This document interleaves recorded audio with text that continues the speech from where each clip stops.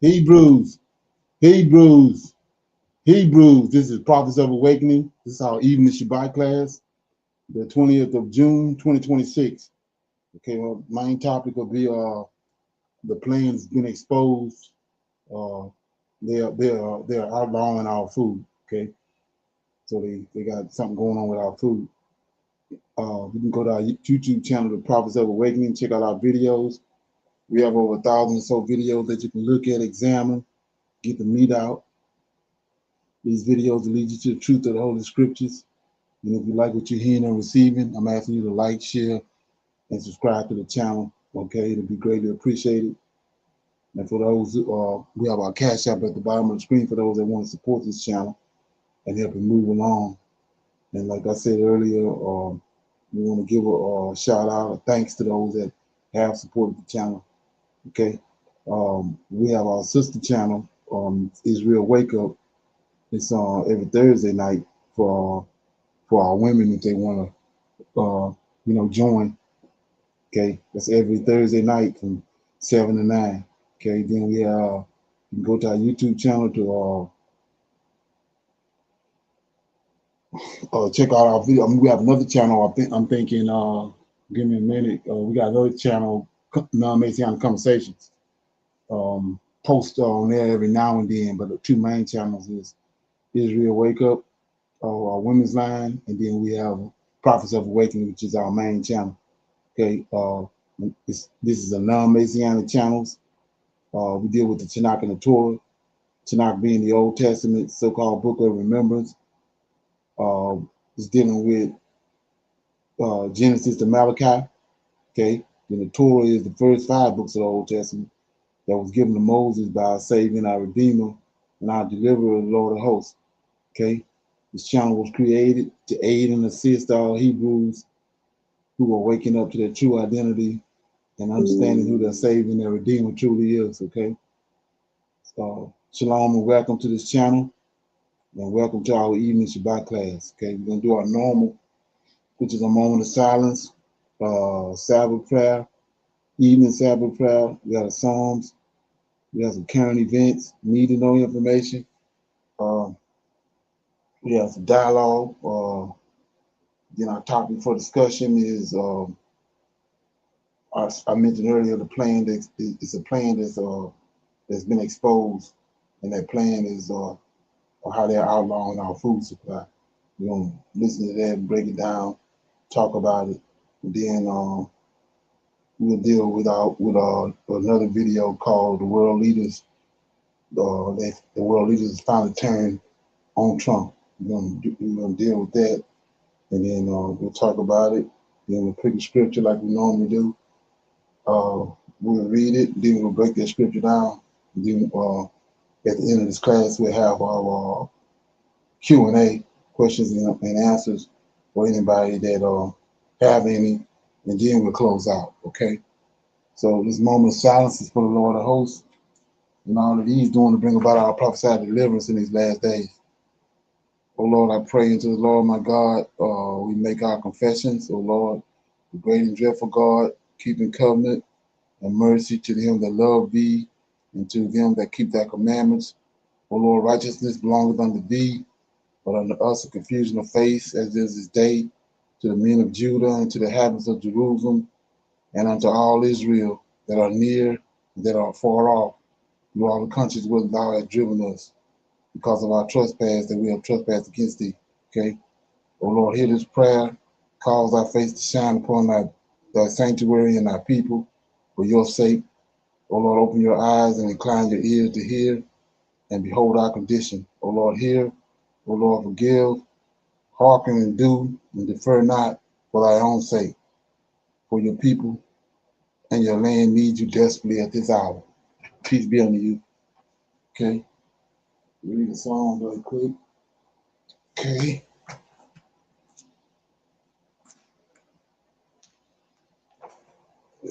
Okay. Okay, I'll read Psalms 1. It says, blessed is the man that walketh not in the counsel of the ungodly, nor standeth in the way of sinners, nor sitteth in the seat of the scornful. But his delight is in the law of the Lord, and in his law doeth he meditate day and night. And he shall be like a tree planted by the rivers of water, that bringeth forth his fruit in his season. His leaves also shall not wither, and whatsoever he doeth shall prosper. The ungodly are not so, but are like the chaff which the wind driveth away. Therefore the godly shall not stand in the judgment, nor sinners in the congregation of the righteous. For the Lord knoweth the way of the righteous, but the way of the ungodly shall perish. Okay, that was Psalms 1, Blessed Are the Righteous was the name of the song. Okay. Got any comments on that? Shalom, no sir. Okay, so with that being said, we go to our current events. Okay. Middle East after the U.S. and Iran signed a deal on Wednesday to pause hostilities between the two countries for 60 days to begin final negotiations. Hezbollah and Israel continued trading fire in southern Lebanon before those two sides agreed to a renewed ceasefire on Friday. Torian Small is at the White House with the latest. Torian, good morning. Good morning, Adriana. New this morning, Axios is reporting U.S. envoy Steve Witkoff is headed to Switzerland to start negotiations on a final agreement, hoping to get things back on track after Iran abruptly postponed a Friday meeting with Vice President J.D. Vance amid renewed fighting in Lebanon. And this is a brand new hangar. President Trump rolling out his new Air Force One Friday. With the extraordinary devotion of many of you here today, this plane was transformed into a flying White House at a level of luxury that nobody's ever seen before. A Boeing 747 outfitted in red, gold, and blue. Gift to the president from Qatar worth $400 million.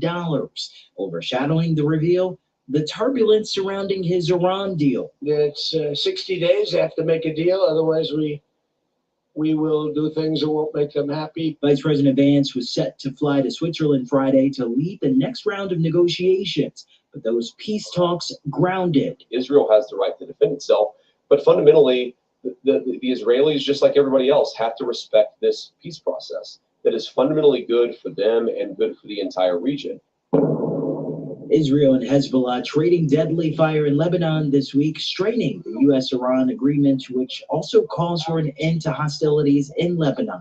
Tehran is now demanding guarantees the fighting in Lebanon stops before it returns to the negotiating table. Back home, bipartisan alarm on Capitol Hill.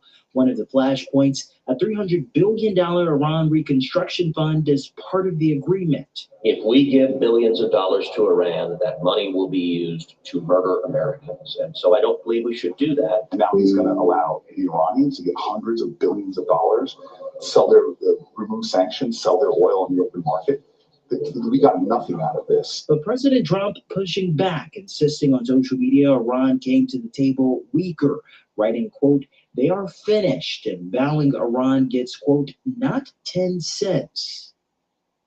The State Department confirmed the next round of negotiations between Israel and Lebanon is scheduled to start here in Washington on Tuesday. And as for Trump's new Air Force One, it still needs to pass final exams before it can be used to transport the president. Kelly? Torian, thank you so much. For more, we're joined by CBS News national security contributor Samantha Vinograd. Good morning, Sam. Always great to have you when we are talking about these types of subjects. I want to start with this memorandum of understanding. President Trump signed that on Wednesday. In the last few days, so many things have changed about whether negotiations are happening or not. What is your read of the situation and the path towards potential peace? Well, Kelly, let's just start with what's changed since this document was signed. What's changed is that the United States has lifted its military blockade in the Strait of Hormuz, and the Iranian regime has pledged basically not to attack ships passing through the strait. Because of that, we started to see a slight uptick in commercial vessels going in and out of the Strait of Hormuz, which means that more commodities like oil could start to reach the market again. So that has certainly changed.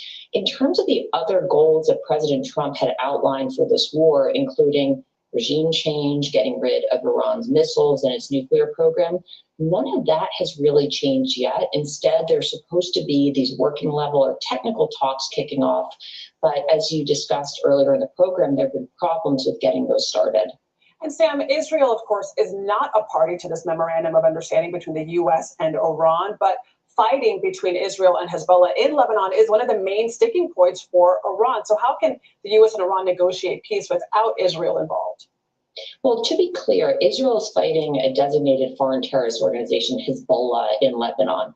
Israel and Hezbollah have separately signed a ceasefire document a few years ago. That ceasefire was renewed a few days ago, but they continue to trade fire. President Trump has tried to put pressure on Prime Minister Netanyahu to stop responding to Hezbollah attacks. However, Israel continues to be under fire from Hezbollah, and within Israel itself, there are domestic politics. And many members of Prime Minister Netanyahu's government continue to pressure him to continue the fighting. So it's unclear whether Prime Minister Netanyahu and Israel will abide by the terms of this MOU that they never agreed to, Adriana. And of course, Hezbollah is also a proxy for Iran, and so there's that complicating factor as well. We just heard Torian talk about this $300 billion reconstruction fund, sort of incentivize both sides here. Do we know who would be on the hook to pay for that? We have heard that, according to the U.S. administration, neighboring countries, regional countries like Qatar, the UAE, Saudi Arabia, and others would put money into this reconstruction fund that could be up to $300 billion. I'm not holding my breath, frankly, to see deposits into this fund at this time. What I'm more concerned about, Kelly, is the fact that right now, as we're speaking, Iran is authorized under the terms of this document to sell its oil on the open market. Those sales had, before this MOU, been sanctioned. Iran was prohibited from selling that oil. Now they're getting potentially tens of billions of dollars in a windfall of revenues from these oil sales. So they're being enriched for as long as this memorandum of understanding is in effect. And they may just seek to drag out negotiations so that they continue to make money. Okay. You got anything on that? What you think? Ceasefire bust.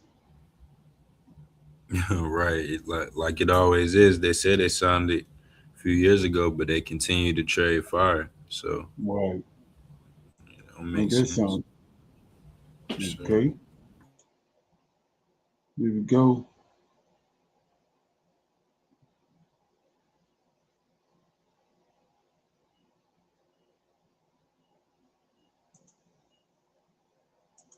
For Trump that keep coming out are honestly atrocious. They're some of the worst poll numbers I've ever seen. What I find amazing about Trump is that he looks like he's not even trying to fix the scenario anymore. Like he's sort of just given up on actually convincing people and persuading them and even making them think for a second that he's fighting for them and working for them and trying to find solutions to their problems. And honestly, low-key, that's kind of scary if you think about it, because it shows that he thinks, I don't have to deal with that anymore. I don't have to do that. Like, now I'm free. Now I'm free, and I can, not worry about elections because we have 17 ways of trying to rig it, both the midterms and the 2028 election, and they're actually acting like they're never going to have to answer to the voters. But when I say that the current numbers are catastrophic, boy, do I mean it. So let me start with this.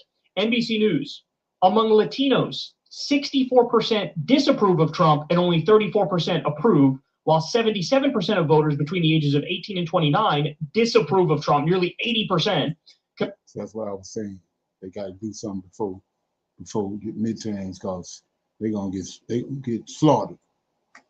Okay. Compared to just 21% who approve. Now, by the way, we covered a poll a little while ago. This is on the higher end, because I've seen numbers as low as 12%.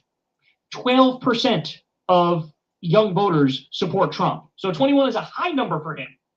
Okay. They say Republicans are still broadly sticking with Trump, with 82% approving of his job as president and 58% saying they strongly approve.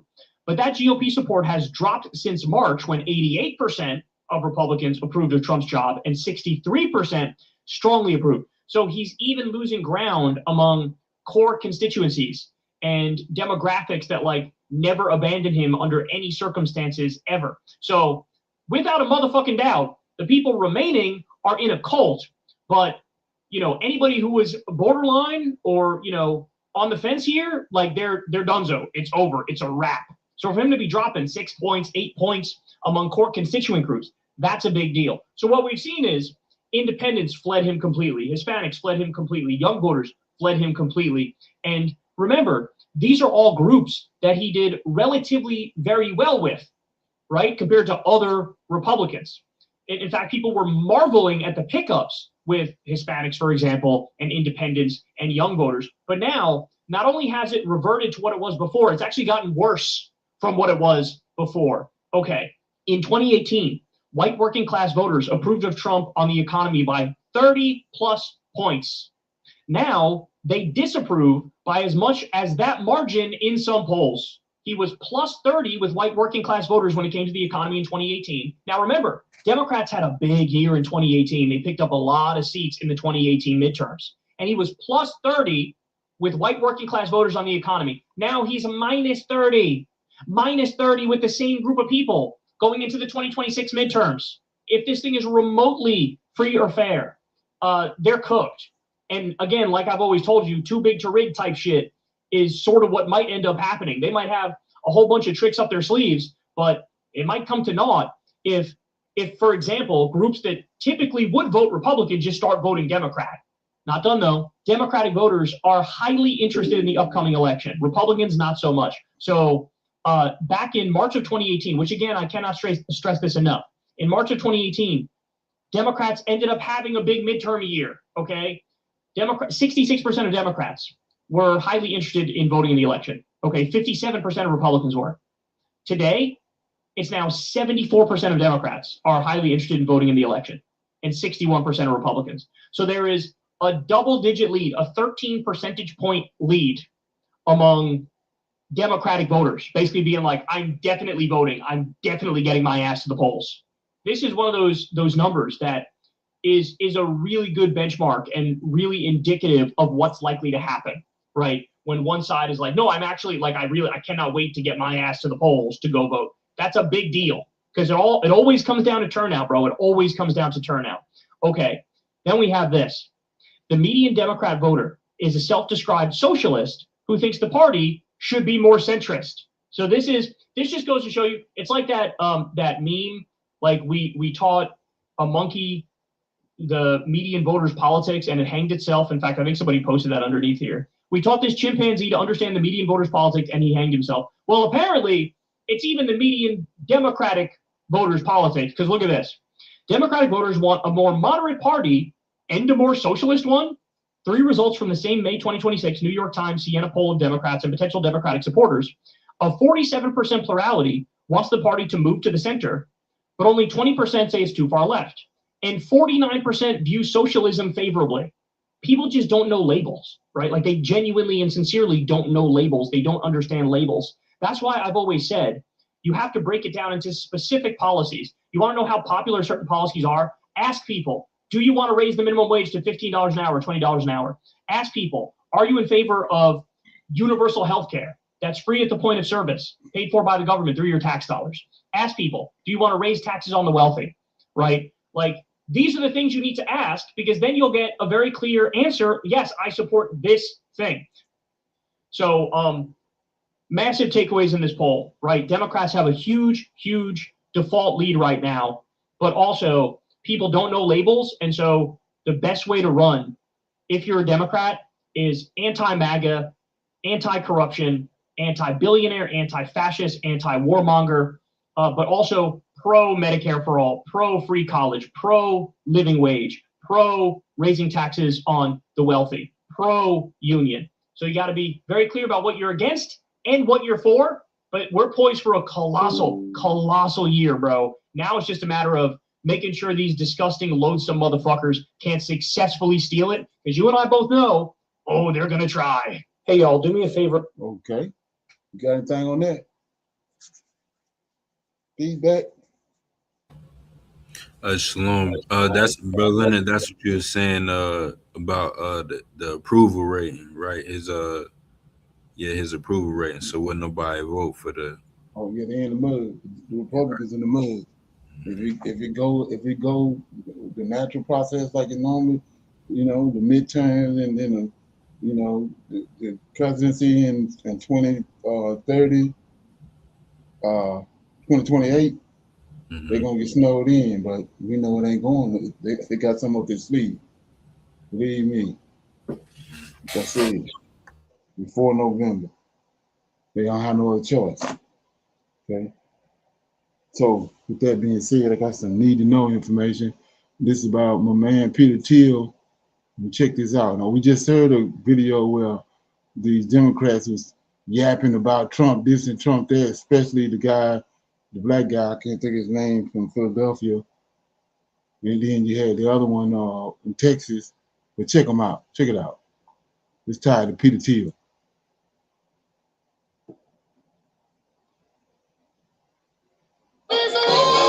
Like I said, these smoking mirrors, man. You haven't got a graph to you get snowed in. Check this out. Crazy. Wealthiest and most powerful elites just got exposed. And yes, it is at least as weird as you are probably imagining. You've got sex advice, cult building guides, a whole lot of talk about the coming apocalypse, and there are famous actors, podcasters, politicians. Back this up. A secret society of some of the world's wealthiest and most powerful elites just got exposed. And yes, it is at least as weird as you are probably imagining. You've got sex advice, cult building guides, a whole lot of talk about the coming apocalypse, and there are famous actors, podcasters, politicians, billionaires, the folks who essentially kind of run the world, try to create narratives with very little democratic input from the rest of us, right? So it's called Dialogue. It was co-founded in 2006 by the far-right tech entrepreneur Peter Thiel, and it's extremely secretive. Like everything that is said and done there, it is strictly off the record. It's invite only, and they kept their members list hidden ever since its founding. Only on a couple of occasions has something leaked, like most recently when Jeffrey Epstein's invitation to their 2014 retreat surfaced in the Epstein files. Right on that, he also wrote in a 2016 email to a Japanese venture capitalist. Peter Thiel loved the secret society idea. He has done a lot of work on the concept. But really, otherwise, for the last 20 years, Dialogue has done a surprisingly good job of keeping things under wraps. I will say until now, because a Swiss hacktivist, the same one who leaked the US government's no-fly list a few years ago, she says that she got tipped off to a vulnerability in Dialogue's website. And when I say vulnerability, I mean any random person could just look at the site's HTML code and find a directory with a list of names, which I have to imagine is just the most ridiculous, embarrassing fuck-up for a super secret club created by Palantir tech bros who are supposed to be the best minds in data surveillance and security. And then on top of that, another source gave Wired the list of people registered to attend this year's Dialogue retreat, which is being held at a venue near Dublin, Ireland, and includes 222 names. So I will say it's unclear who's a full member and who's just a guest, but the variety of figures is astonishing. Like, let's go through. Peter Thiel. Peter Thiel now, they connected to Peter Thiel. Elon Musk, Joseph Gordon-Levitt, former Harvard president Larry Summers, New York Times commentator Ezra Klein, also Democratic Senator Cory Booker, Republican Senator Ted Cruz, Democratic Governor of Maryland Wes Moore, former Republican Governor of Indiana Mitch Daniels. This is fun. Let's keep going. The actor Josh Brolin, podcaster Sam Harris, Scooter Braun. You can think of him as a former talent manager or current boyfriend of Sydney Sweeney. You've also got the chief executives for The Atlantic, YouTube, and the Anti-Defamation League, the co-founder of Intuit, the global vice president for Google, and on and on and on with huge business executives. Right? And there are lawyers, economists, journalists, religious leaders, just about every kind of person that you could imagine that has some sort of power and some sort of influence. So also one of the things that ties them together, it might be their answers to the question on the sign-up form asking them to predict the future. Because Wired reported that again and again, respondents said that AI would reorder work, war, education, and belief within a few years. Reporting several people foresee mass labor displacement and a swing back toward unions and government programs. Others predict an AI winter, domestic terrorism targeting data centers, criminal defendants choosing AI lawyers over public defenders, or religious revival provoked by the disruption. Also for another question, asking them to list their talents, a few of them gave some pretty weird answers, writing stuff like funhouse construction, accent imitation, backcountry skiing, urban exploration, and meditative and psychedelic inquiry into the nature of reality. Just like to fuck a hottie or fuck society, you have Wired pointing out that there are arguably some serious ethical lines being blurred here. Because not only does Dialogue concentrate private and political power all in one place where nobody's allowed to talk about what is going on, it also puts business executives in the same room with the very people who are meant to regulate them. And so, for example, you've got Orrin Huff. So we got Cory Booker tied to Peter Thiel. What that firm made? You got anything? And shalom, brother Leonard. Who is Cory Booker? We got a black dude.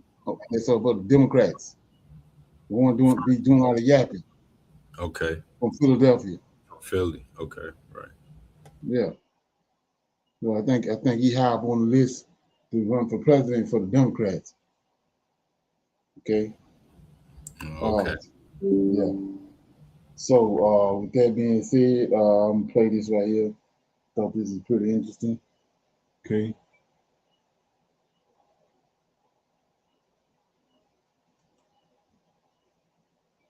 You all are completely missing the genius behind the Iran negotiation deal that may or may not come through in the next few days. The narrative forming across most of the media has been pretty consistent.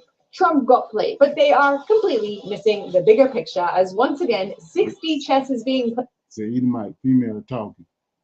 played by our politicians, and we are still just learning the rules. Let's start with a phone call that none of us really understood. We all remember in April when Trump had first set a deadline and Iran hadn't complied with anything. The military operation that was fully authorized. We waited for the attack, and then Saudi Arabia, Qatar, and the UAE called Trump with a unified message. Give negotiations a chance, because if you hit Iran again, we are all going to pay the price in Iranian retaliation, and we simply cannot afford that right now.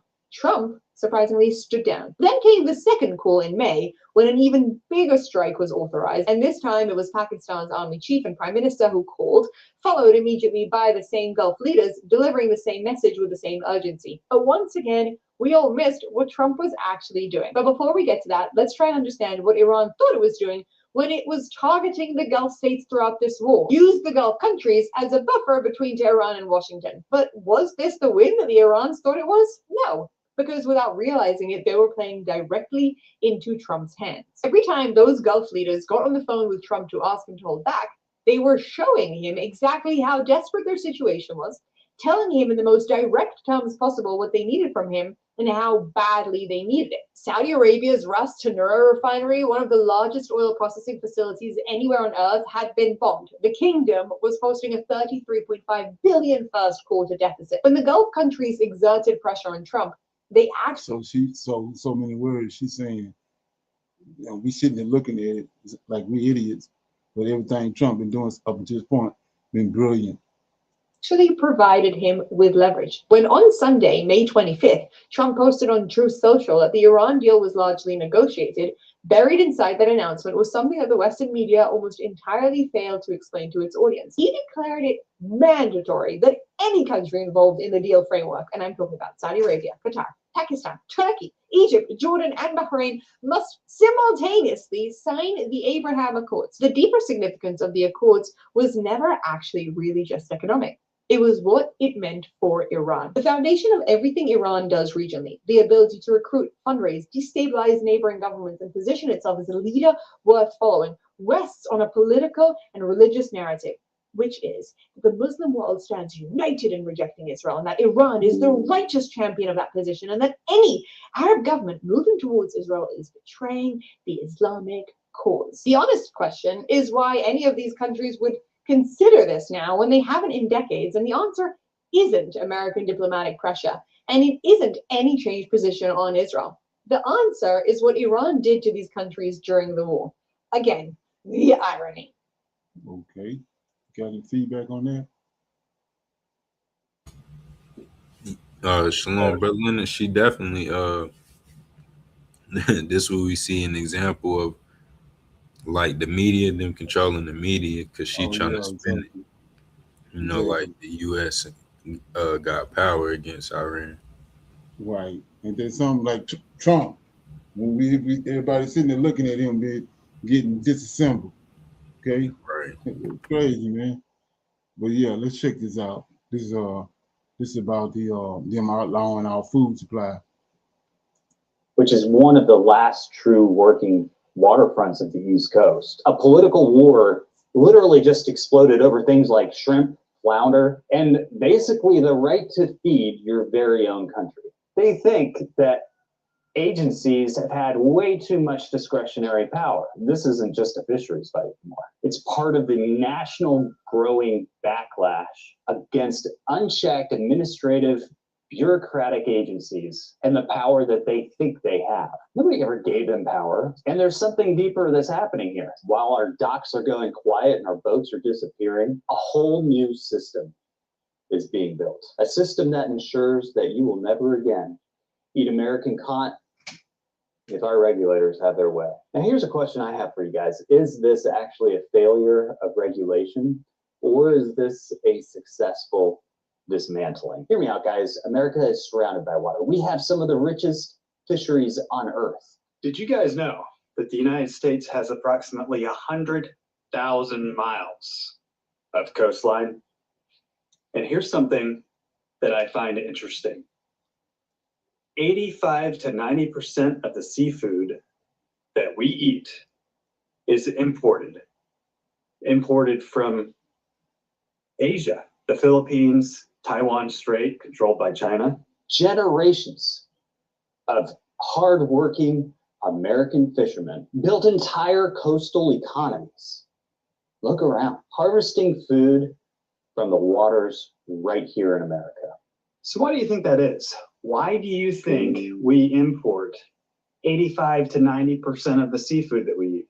Because we're not just importing seafood, we're exporting our independence. While our docks are going quiet and our boats are disappearing, a whole new system is being built. A system that ensures that you will never again eat American cod if our regulators have their way. Now, here's a question I have for you guys. Is this actually a failure of regulation? Have devastated shrimping businesses that have been here for generations. It nearly passed, but commercial fishermen saw what it was. So did the citizens of North Carolina. What it was an existential threat designed to dismantle what's left of the North Carolina fleet. Hundreds of fishermen and hundreds of North Carolina residents stormed the Raleigh Capitol. Coastal communities erupted. Lawmakers got hit with a political firestorm they didn't see coming. Not many of them in our capital do. They don't see much of anything, really. But here's where it gets interesting. Behind all this political theater, there was supposed to be something called science, a massive $1 million fisheries study funded by our state legislators. They were just, like all the other things that they overlooked, were overlooking the fact that they had a study out there that they were going to pass along before they even had the results. Every single person thought that this study would just simply rubber stamp the crackdown. Why wait on it?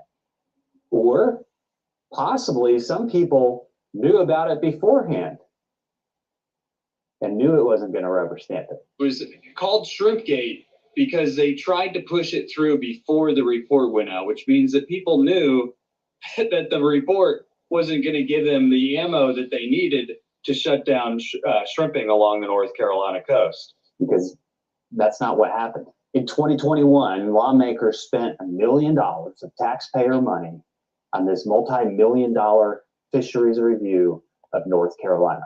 Multiple universities, marine scientists, years of research. By 2025, both sides were supposed to be waiting for this bombshell. Of course, they apparently weren't. Commercial fishermen were actually waiting and hoping that it would expose how exaggerated the bureaucracy had become. Conservation groups were, kind of licking their lips, hoping that it would actually justify even more restrictions. Then the report landed and nobody got exactly the clean kill that they were looking for.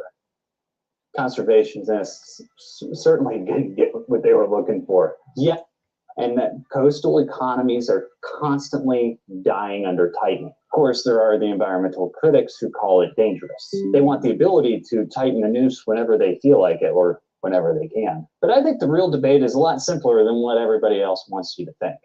The real debate is over who should control our fisheries. Should it be unelected scientists and bureaucrats in air-conditioned offices? Or should it be up to the elected officials who are held accountable by the towns along these coastlines that are putting them in office? The ones who... Okay, what you think about that? Shalom. So, Brother Leonard, so they're trying to shut down like fish farmers. Yeah. Right. Yeah. So that makes sense. That's another part. Just like shutting down the farmers, that's the last line of self-sustainability. Exactly. And then we talked about last week how they tried to shut down something as simple as fixing your car.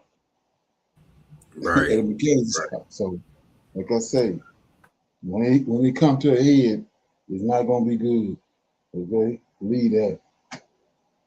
And nobody seems to think that this is ridiculous the way these people acting. But oh yeah, check this out.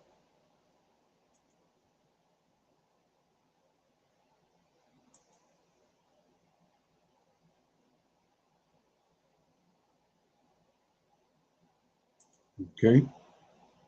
Quickly, Donald Trump just pissed off all of our allies after 3 days of humiliating himself at the G7 conference in France. Not only was he wandering around, bumbling around, acting like a narcissistic fool, but on day 3, Donald Trump decides to do an interview with Italian media.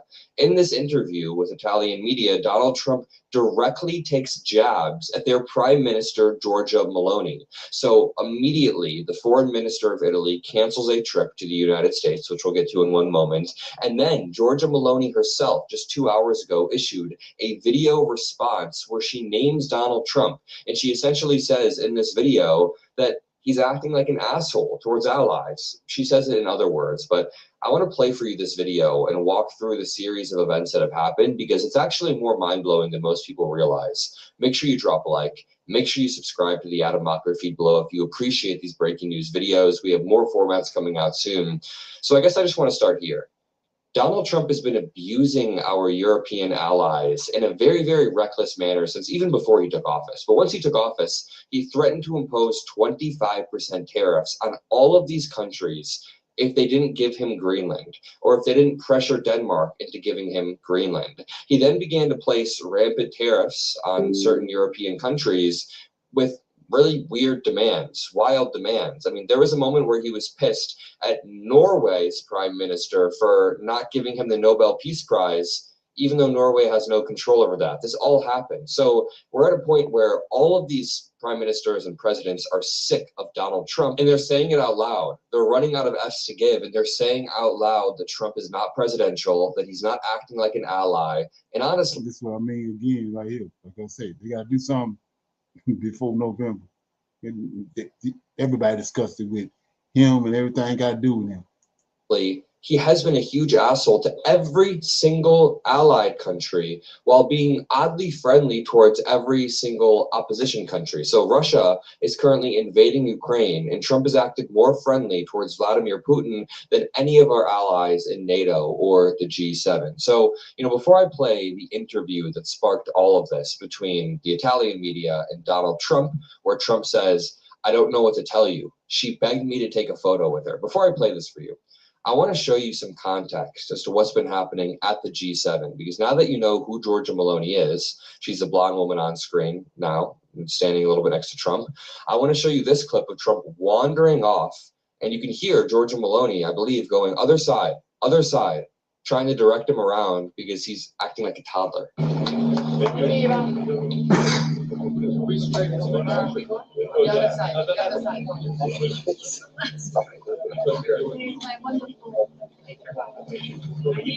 They're all like laughing at him while he walks around like he soiled his pants.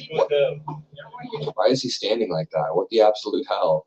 But to continue, there's another clip of Trump not being able to adjust his seat, and you see Giorgia Meloni in this clip too. She looks over at him right here, and then she kind of just starts smiling because she's like, this can't be. It's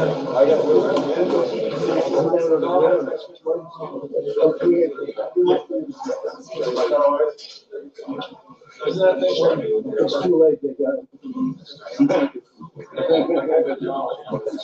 Did you get it up?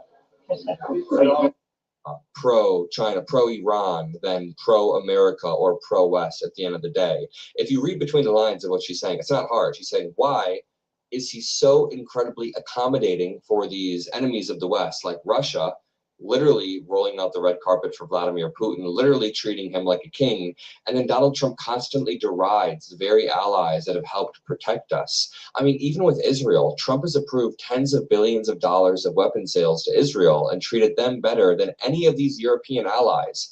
I understand that, like, no country is perfect. The United States' foreign policy hasn't been perfect. Europe and each of their countries' foreign policy has never been perfect, of course. But these are our allies. These are the countries that are in it with us and that genuinely care. So let me read this one more time. Maloney says, certain things deserve an immediate response. Donald Trump's statements are completely fabricated. I am frankly appalled. I don't know why the President of the United States behaves this way towards his allies. After all, it's not the first time it happened.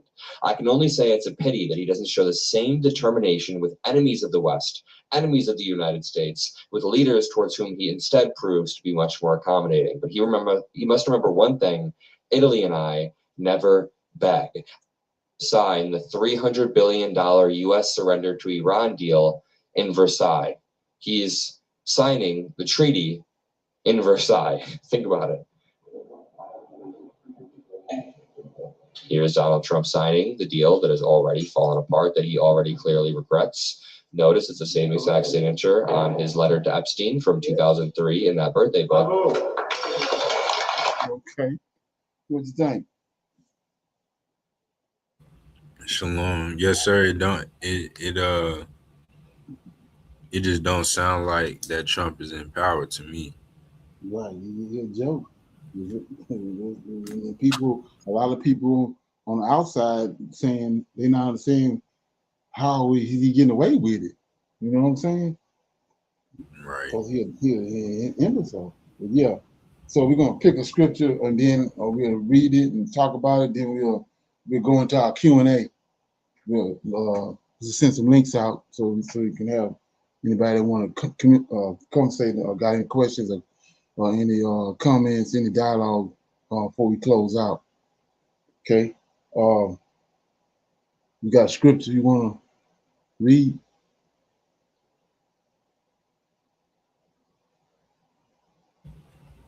Right. Shalom. Yes, sir.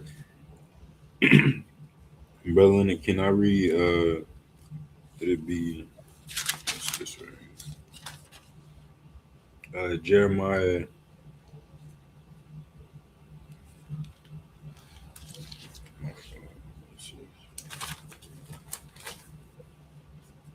Be Jeremiah 23 in verse. This be Jeremiah 23 verse 5 and 6. Okay. Yes, sir. And it says, "Behold, the days come, saith the Lord, that I will raise unto David a righteous branch, and the king shall reign and prosper, and shall execute judgment in the earth. In his days Judah shall be saved, and Israel shall dwell safely. And this is his name, whereby he shall be called the Lord our righteousness." And shalom. Now Jeremiah 23, verses 5 and 6. Okay, what'd you get out of that? What's your take on that? Well, just this is after Babylon, to my understanding. Right. Okay. Yeah. Yes, sir. So I'm thinking this is Zerubbabel. Is this king, this branch right here? Right. Yeah. That's Jerubbaal, because like I said, you got to look at the timeline when Jeremiah prophesied to him, right? Jeremiah, the one that told him they was going into Babylon, right? For 70 years. Right. Yes, sir. So yeah, he's talking about you're gonna raise a righteous branch up to Zerubbabel. Matter of fact, in some earlier videos I did when I first got on the line, that's what Zerubbabel means. A righteous branch, a chosen branch, something along those lines. So whenever he was named, his name tell you the story of that, you know what I'm saying, of what was gonna happen. And then we talked about how he came into existence. He was what they call that, kinsman redeemer, not a kinsman redeemer, but he was a product of a kinsman redeemer. Right. Yes, sir. Mm-hmm. Right. Okay. Yeah. So with that being said, and then we go back and that I do more research on it. Then they haven't fully registered with me on it, but according to Naomi and Ruth, let me see, Ruth and Boaz, that's what Jesse was. He was the same type of seed. Okay. So okay. Right. Okay. Yeah. Mm-hmm. So that's the David came out of all that type of that action. So with that being said, I don't see anybody coming up for my Q&A. Yeah. The link been sent out?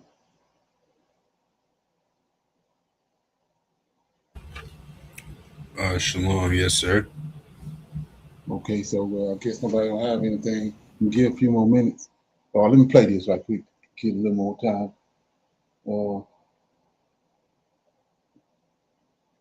I thought this here was pretty interesting.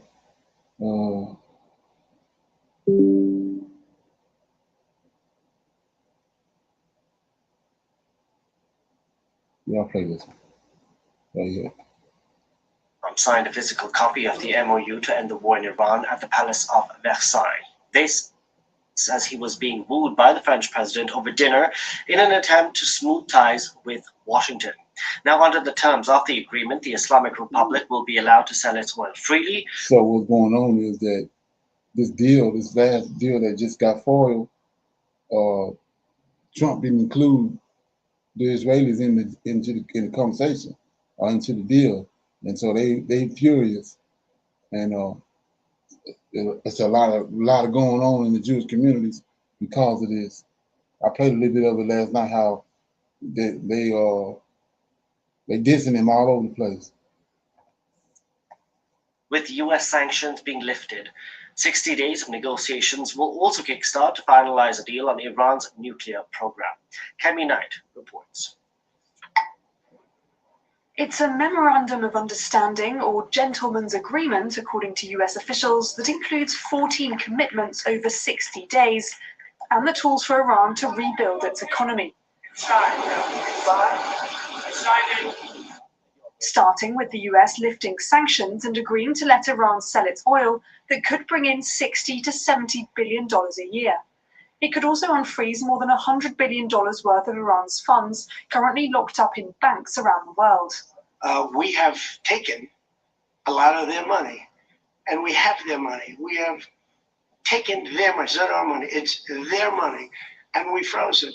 At a certain point in time, I guess we're going to have to give it back. The commitment that's possibly raised most eyebrows, a $300 billion investment fund to help the country rebuild. This far exceeds what was given to Iran in the past, and though it's unclear who would be footing the bill, the Trump administration has suggested it would come from Gulf states, who aren't expected to willingly contribute after. I'll play this right quick too. We saw a lot of so-called Edomites is fleeing New York. They're saying that the governor. Another episode of Prophetic Perspective. The governor over there is the Arab dude, and he's bringing and the New York citizens are bringing persecution on them. Check it out. Today we're talking to Muddle Bailiston, a good friend of ours who is from Brooklyn, New York, and is a gifted teacher of Messianic Judaism. In other words, a follower of Yeshua HaMashiach. And Muddle, welcome again to Prophetic Perspective. We always are delighted to get your insights as you share with us. Glad to be with you. These are momentous times, and believers need to have their eyes wide open. Well, eyes wide open. Obviously, we've been watching of all the events transpiring in the world with the rise in anti-Semitism, but even right there in New York City, the Big Apple, your hometown, we've seen a mayor, a very young man, who is an avid socialist, and I declare even an Islamist, who has come into power. And this has caused no lessening of some of the anti-Semitism there in New York. It's actually accelerating. What kind of dynamic has that created for the very large Jewish community there in New York, arguably the largest enclave outside of Israel? Well, sure, the first Muslim mayor of New York City has lived up to the fears that a lot of people had. He has overlooked a lot of anti-Semitism. Anti-Semitism has increased. There have been recent demonstrations outside synagogues. It used to be that they would demonstrate outside the Israeli consulates. Now they're marching and threatening outside synagogues, showing up at religious services in full regalia. Their faces are masked, they're covered by Palestinian scarves, and they are threatening very clearly. And so these are indications of last days where people have totally lost restraint, where those who do evil feel no constraint on their doing evil. So we're seeing repercussions of this across the New York City Jewish community. Has the communities decided that maybe it's time to make Aliyah and move to Israel? Oh my, they sure are. That more and more people who never would have considered leaving New York City and moving to Israel are actively pursuing that. The Israeli government has set up information sessions all across not only New York City, but in other major cities where you find lots of Jewish professionals. Oftentimes, I see on Facebook and other places, people are joining their children. Their children sort of understood this 20 years ago, and they made Aliyah. And so now these people who are just recently retiring are taking money and taking whatever they've got, and they're going to Israel. And this, again, is in direct fulfillment of scripture prophecy, which said that God would bring the Jewish people back to the land of Israel from all four corners of the globe. This is happening. You just see it on the news every day.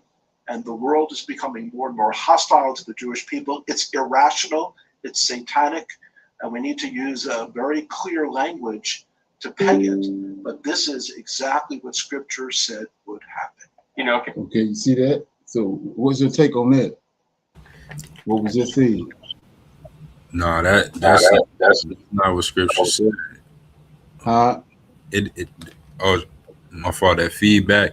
That's not what scripture said as far as what would be happening with the Israelites at this time. Not like ain't he regathering us? Right, yes, sir. But not doing them. it too. They doing it too. They making it look like it's them. Right. At the same time, when the Most High dealing with us, that's what I say. This way it's getting. This way it's really getting. This is how I say they super sharp. They making it look like it's them. The regathering happening, and at the same time, we see all the events that's happening that's pertaining to us, the real Israelites. So, like I said, they got something playing. When you understand, they got in the pickle. We see in the Old Testament 100 and some what is it? 180 some thousand Assyrian troops came, right? Right, yes, sir. And posted up outside Jerusalem. Right. And they had destroyed all these countries before they got there. So they was in dire straits, right? Yes, sir. And that's what the stage they got set now? Like they in dire straits? Okay. So they're gonna make it look like Yahweh delivered them. Overnight. Overnight. Yeah, exactly. They got something. Like I said, it's tied to these data centers and it's tied to this damn UFO disclosure. It's something they finna do that's gonna make they're gonna be miraculous. And when it happens, that's what's gonna supposedly usher them in to build a temple. All this hostility that people got is gonna go away. Well, we're gonna see how it's gonna play out. Okay. So yeah, that's what they said. No.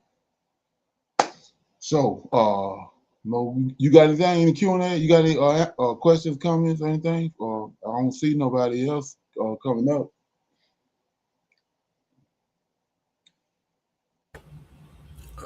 Shalom, brother Leonard, about the when I was in Jubilees 8 and 21 with Shem's land.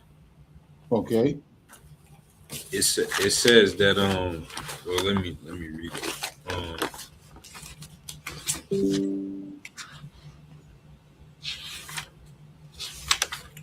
Yeah, I think so. I'm asking the other brother. Yeah, I think they are. Well, but it's being exaggerated. But yeah, go ahead. Oh, Shalom. It says, Berlin says, blessed be the Lord God of Shem, and may the Lord dwell in the dwelling of Shem, And he knew that the Garden of Eden is the Holy of Holies and the dwelling of the Lord, and Mount Sinai, the center of the desert, and Mount Zion, the center of the navel of the earth. These three were created as holy places, facing each other. And he blessed the God of gods, who had put the word of the Lord in his mouth, and the Lord forevermore. And he knew that a blessed portion and a blessing had come to Shem and his sons to the generations forever. The whole land of Eden, and the whole land of the Red Sea, and the whole land of the east, and India, and on the Red Sea, and on the mountains of it, and all the land of Bashan, and all the land of Lebanon, and the islands of Caphtor, and all the mountains of Sinir, and Amana, and the mountains of Ashur in the north, and all the land of Elam, and Asher, and Babel, and Sushan, and Madai. Yes, sir. And so my question, though, Brother Leonard, where it says the whole land of Eden. Midian. No, it says the whole land of Eden. Oh, okay. Yes, sir. Yeah. So So that's I'm thinking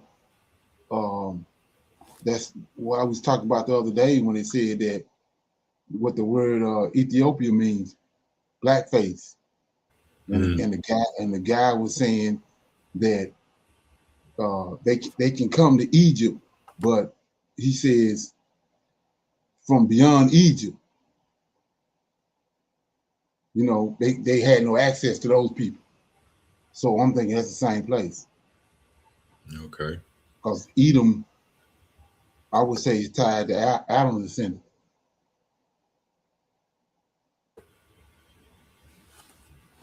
Say Eden is tied to Adam's descendants. Adam's descendant. Because remember, Cain went to the land of dark soil. Right. Mm-hmm. So, yeah. And when you say the land of dark soil, and you go and you understand how the Nile River works, it brings all that dark soil from up in the Ethiopian highlands and deposits all along the Nile River, right? Right. That's the dark soil. So he said that these whoever these people was, they came into the land of Egypt, the Greeks, when they got there, they said that from the other side of Egypt and beyond, those people were they were dealing with a God. They, you know, a God unlike no other God. It stuck with me because he said they had access to the Egyptians, but they didn't have access to these other people.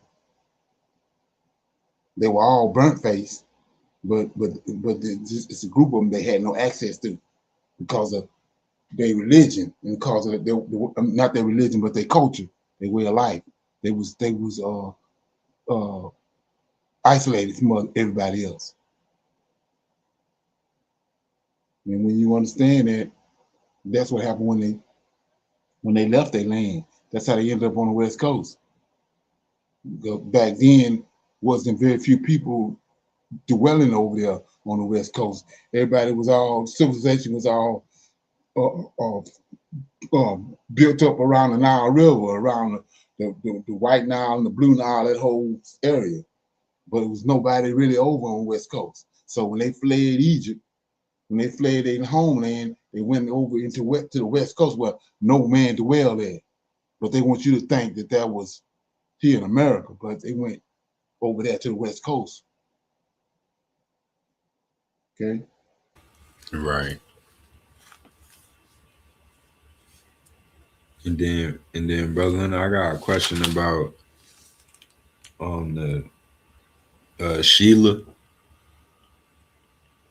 Shem's the last son that Shem had with the Canaanite woman. Okay, yeah, what about it? just because what is the verse in here? It says that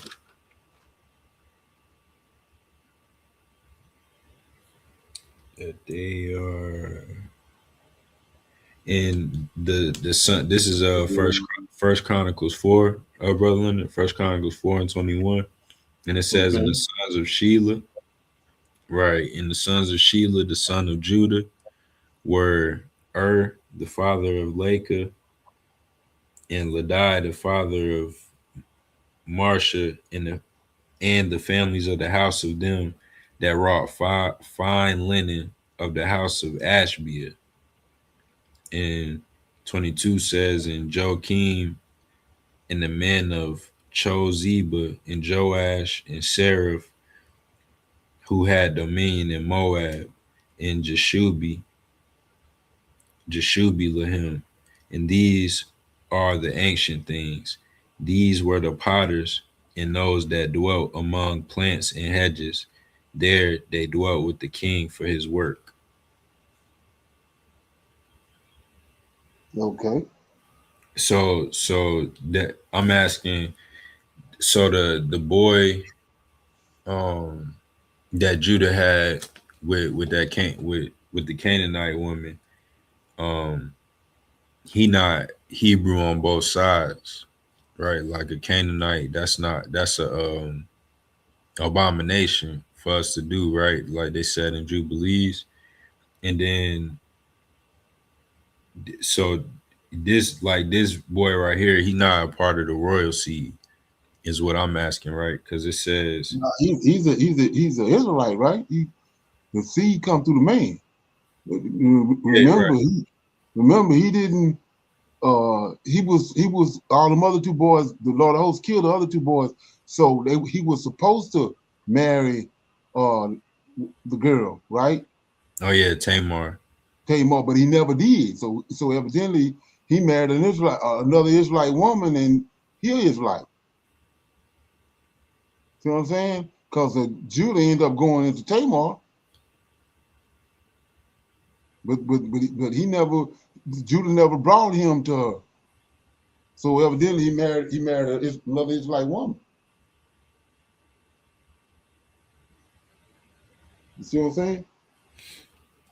Okay. You know what the story is? The story in 38, right? Let's look at it. I think it is in 38. Genesis. Yeah. Sure.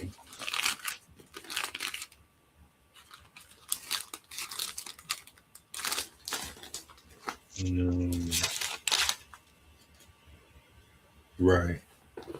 Yeah, it says in verse 10, and the thing which he did displeased the Lord, wherewith he slew him also. Then said Judah to Tamar, his daughter-in-law, remain a widow at thy father's house till this is the guy you talking about, right?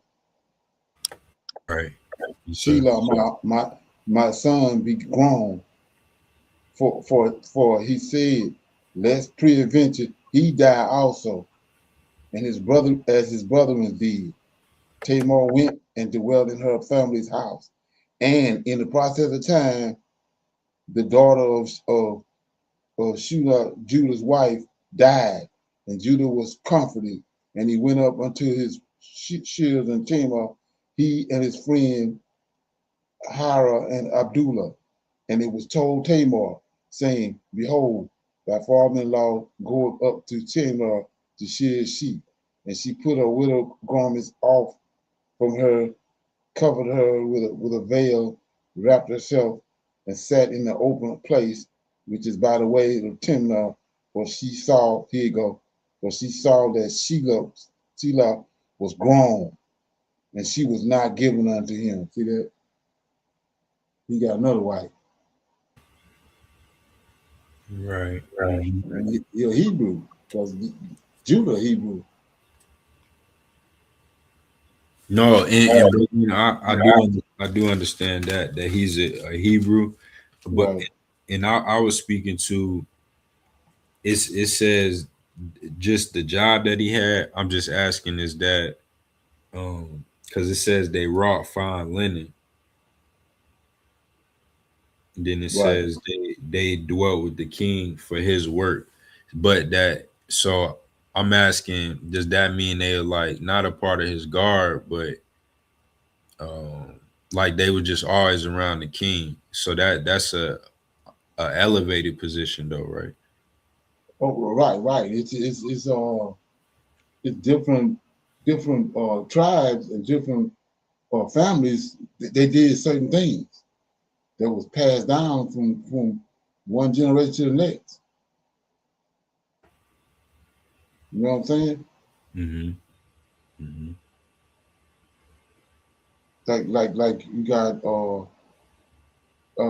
Levites, but you got a certain families of Levites is doorkeepers. Then you got certain families of Levites, they are singers. Mm-hmm.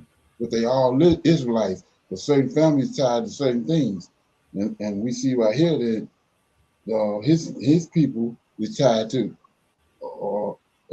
evidently embroidery work and fine linen and all that fabrics. Making like king's clothes and things like Right, that. exactly. And we saw how the Most High put a spirit on them for certain things, and they was excellent at it. Like he put the spirit on those guys to do the metal work, gold work.